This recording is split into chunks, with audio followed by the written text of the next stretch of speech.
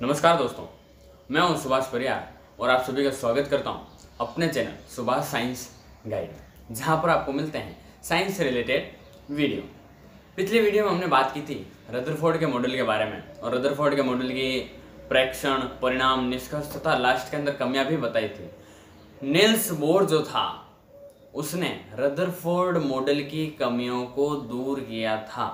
उसी ने बताया था कि रदरफोर्ड का मॉडल भी सही है, लेकिन इसकी जो मुख्य रूप से जो कमी रखी गई थी, रदरफोर्ड जो चीज़ नहीं समझा पाया था इलेक्ट्रॉन की कक्षा के बारे में, उस कमी को नील्स बोर ने दूर किया था।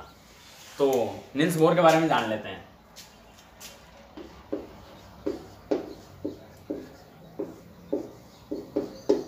वैसे तो हम इसको केवल बोर का मॉडल भी कहते हैं, लेकिन इसका पूरा नाम नील्स बोर है। इसका जन्म 7 अक्टूबर 1885 में हुआ था। आज 3 अक्टूबर है, आज से 4 दिन बाद 7 अक्टूबर 1885 को नील्स बोर का जन्म हुआ था। कोपेनगन नाम की जगह, कोपेनगन नाम की जगह पे इसका जन्म हुआ था और 1922 में इनको नोबेल पुरस्कार मिला था।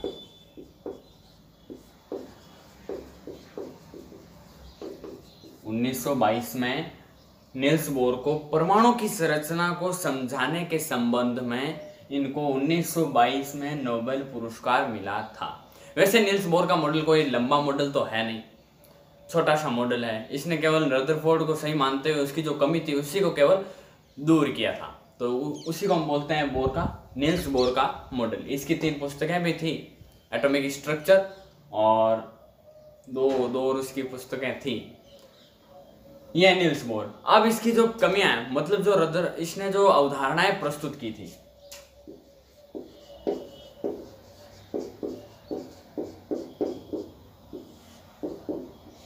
वो प्रमुख रूप से रदरफोर्ड पर ही आधारित थी। रदरफोर्ड की जो एकमात्र कमी रह गई थी, उसी कमी को इस बंदे ने दूर किया था, नील्स बोर ने। ठीक है, और उसी को हम लोग क्या बोलते हैं, नील्स बोर का मॉडल। और उसने देखो 2 अवधारणाएं दी थी, जो कमियां रदरफोर्ड की जो कमियां थी उसी को ही इसने सुधारा, तो वही इसकी क्या हो गई, अवधारणाएं हो गई। नील्स बोर ने रदरफोर्ड की कमी, जैसे पहली कमी देखो, रदरफोर्ड ने ये बता नहीं पाया था कि इलेक्ट्रॉन निश्चित कक्षा में चक्कर लगाते, जबकि नील्स बोर की जो अवधारणा है उसमें पहली अवधारणा यही बताई इसने, इलेक्ट्रॉनों की कक्षाएं निश्चित होती हैं।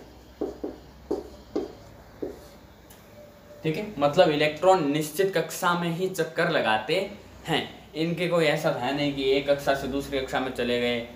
जो रदरफोर्ड बता रहे थे, वो रदरफोर्ड वाला भाई साहब ये थे, ऐसे घुमा रहे थे इलेक्ट्रॉनों को और लास्ट में जाकर नाभिक के अंदर गिरा रहे थे। और जबकि जो ये नील्स बोर हैं, इन्होंने बताया कि ये जो परमाणु हैं, इन सभी पे जो बाहर चक्कर लगाते हैं इलेक्ट्रॉन, इन सभी की कक्षाएं अलग अलग होती हैं और इन्हीं को हम बोलते हैं विविक्त कक्षाएं। विविक्त कक्षाएं मतलब नील्स बोर ने बताया इलेक्ट्रॉन अपनी निश्चित कक्षा में चक्कर लगाते हैं और इन्हीं कक्षाओं को हम लोग बोलते हैं विविक्त कक्षाएं, विविक्त कोश, विविक्त कक्षा। ठीक है, तथा दूसरी इसने बताई कि ये जो विविक्त कक्षाएं होती हैं, ये जो विविक्त कक्षाएं होती हैं, इनके अंदर जो इलेक्ट्रॉन चक्कर लगाते हैं वो कभी विकिरित नहीं होते हैं, वो कभी विकिरित नहीं होते। मतलब कहने का ये है कि ये जो कक्षाओं में चक्कर लगाते हैं तो इलेक्ट्रॉन की ऊर्जा में किसी प्रकार की कोई कमी नहीं आती। जबकि रदरफोर्ड वाला भाई साहब ने बताया था कि जब वो इलेक्ट्रॉन चक्कर लगाते हैं तो उनके ऊर्जा विकिरित हो जाती है और उनमें क्या हो जाती है, ऊर्जा की कमी आ जाती है। ठीक है, तो अब पूछ लिया जाए कि रदरफोर्ड मतलब नील्स बोर ने क्या अवधारणाएं प्रस्तुत की थी। पहली अवधारणा ये हो गई, इलेक्ट्रॉन अपनी निश्चित कक्षा में चक्कर लगाते हैं, इन्हीं कक्षाओं को हम विविक्त कक्षा कहते हैं। तथा दूसरा, विविध कक्षाओं में इलेक्ट्रॉन जब चक्कर लगाते हैं तो इनमें इनकी ऊर्जा विकिरित नहीं होती हैं। ये इसकी मुख्य रूप से अवधारणाएं हो गई थी। ठीक है, इन्होंने जो इनकी इलेक्ट्रॉनों की जो कक्षाएं थी, इलेक्ट्रॉनों की जो कक्षा थी, इनमें इनको कक्षाओं को नाम दे दिया था K, L, M, N और आगे जैसे चलते रहेंगे। ठीक है, 1, 2, 3, 4। अब कैसे नाम दे दिया तो देखो,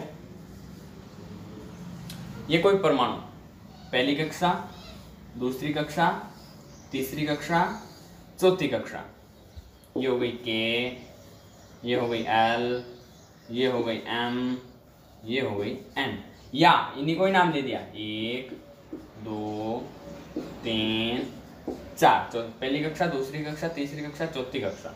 ठीक है, ये कक्षाओं के इन्होंने क्या कर दिए, नामकरण दे दिए। अब नील्स बोर के साथ बरी नाम का वैज्ञानिक, बोर और बरी,